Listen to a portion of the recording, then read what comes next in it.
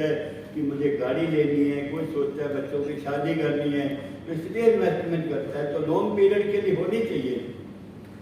आप बच्चों ने ये तो देखा ही होगा ना, आप पर कम से कम 5,000 रुपये महीना या 10,000 रुपये महीना तो हर पेरेंट खर्च कर रहा है ना आज की डेट पर, इससे कम तो नहीं होता होगा 10,000 रुपये महीना।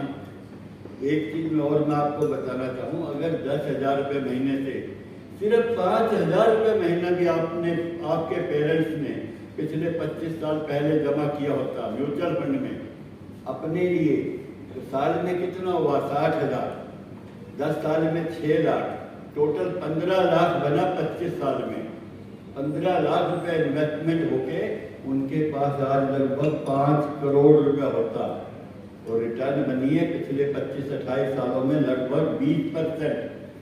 ये जरूरी नहीं है कि 20% रिटर्न आने वाले समय भी आए, हो सकता है 10% आए, 12 आए, 15 आए, लेकिन 5 करोड़ कम होते हैं क्या? आज 5 करोड़ कहीं पर भी इन्वेस्टमेंट करो तो 3 लाख रुपए महीना इनकम बड़े आराम से आ जाती है। तो हमारे पर माँ बाप कितना खर्च कर रहे हैं ये हमें सोचना चाहिए। आने वाले बुढ़ापे में उनका भी हमें ध्यान रखना है, ये याद रखना है कि उन्होंने हमारे लिए कितना किया। हमारा भी कुछ फर्ज बनता है कि अपने माँ बाप का भी ध्यान रखें। बुढ़ापे में जैसे बच्चे हमारा ध्यान रख रहे हैं, आप लोगों का भी फर्ज बनेगा कि माँ बाप का भी ख्याल करना है। अच्छा, एक चीज़ और है, 18 साल एज से पहले आप अपने आप म्यूचुअल फंड में इन्वेस्टमेंट नहीं कर सकते, और 18 साल होने में लगभग 2-3 साल अभी बाकी हैं। लेकिन ये मत सोचना कि आप अपनी इन्वेस्टमेंट नहीं कर सकते, आप इन्वेस्टमेंट कर सकते हो। कितनी रकम इन्वेस्टमेंट कर सकते हो? मिनिमम सोच सकते हो क्या? सिर्फ 100 रुपये महीना भी हो जाता है, 500 रुपये महीना भी हो जाता है, 1,000 रुपये महीना भी, जितना चाहो।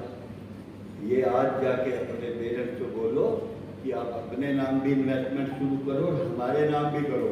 आपके नाम तब होगा जब आपके नाम से आपका बैंक अकाउंट होगा, और वो पेरेंट्स की तरफ से होगा। आप अपने नाम हो सकता है अपने आप खुलवा लें, लेकिन उस अकाउंट से अपने आप म्यूचुअल फंड में इन्वेस्टमेंट नहीं कर सकते जब तक आपका पैन कार्ड, वोटर कार्ड, आधार कार्ड और आपका बैंक अकाउंट नहीं होगा। जब तक आप 18 साल का नहीं हो जाएंगे, अपने आप नहीं कर सकते।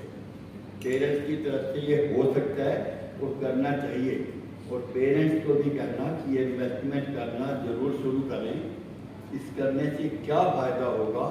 एक तो इनकम टैक्स बिल्कुल ना के बराबर होता है, बहुत ही कम होता है। जब तक हम पैसा नहीं लाते कोई इनकम टैक्स नहीं ले रहा म्यूचुअल फंड, खासकर डेट स्कीमों में, डेट में नहीं, इक्विटी स्कीमों में।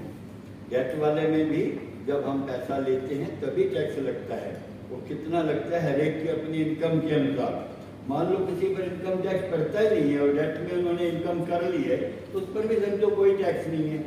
और 1 लाख रुपए तक तो इक्विटी में वैसे ही टैक्स नहीं है, मैंने आपको बताया पर ईयर का। इस हिसाब से अभी आप जरा छोटी सी चीज़ मैं जानना चाहूँगा, जैसे ये एक बच्ची है, इसकी फ्रेंड है, इसके चारों तरफ 3-3 फ्रेंड हो गए, इसकी पार्टी दे दी है भाई, तो टोटल कितने हो गए? सबको 1-1 करोड़ रुपए मान लीजिए म्यूचुअल फंड वाले दे रहे हैं। इन्होंने इतना इन्वेस्टमेंट किया कि सिर्फ 1,000 रुपये महीना, और इनको आने वाले समय में 1-1 करोड़ रुपए मिला, तो कितने करोड़ टोटल मिले होंगे? इसके चारों तरफ 3-3 है। कोई हाथ खड़ा करो, बताओ अगर बता सकते हो टोटल कितनी सहेली है, उनको कितने करोड़ रुपए मिला होगा म्यूचुअल फंड से? कोई भी बताओ, जवाब दो। इतनी गिनती नहीं आती क्या? मैडम ने नहीं सिखाया कि इनके चारों तरफ अगर 3-3 बैठे हों तो वो कितने हो जाते हैं? चलो नहीं बताना चाहते तो आप ही नहीं बताओ, मैं ही बता देता हूँ। ऐसे तो हर किसी का उत्तर यही होता है, 3-3 चारों तरफ है तो 12 हो गए, एक ये कुल मिला के 13 हो गए। तो ये 13 नहीं, इसको हटा के 12 नहीं, सिर्फ 8 भी बन जाता है। अब वो कहोगे वो कैसे? 8 करोड़ में काम चल जाता है, जरूरी 12 करोड़ देने हैं। अब आप कहोगे भाई देने भी सबको ही हैं, और है भी चारों तरफ 3-3, तो 300 के 12 करोड़ देने चाहिए। लेकिन ये 8 करोड़ में कैसे बोल रहा हूँ? अरे भाई 4 करोड़ आप रख लेना, इनको मिलेगा ना, ये तो बांट रहे हैं ना सबको, तो इनको भी तो कुछ फर्ज बनता है, इनको भी 4 करोड़ मिलने चाहिए। समझाया तो इन्होंने नहीं है ना भाई सबको आप म्यूचुअल फंड में इन्वेस्ट करो, आपको 1-1 करोड़ मिलेगा।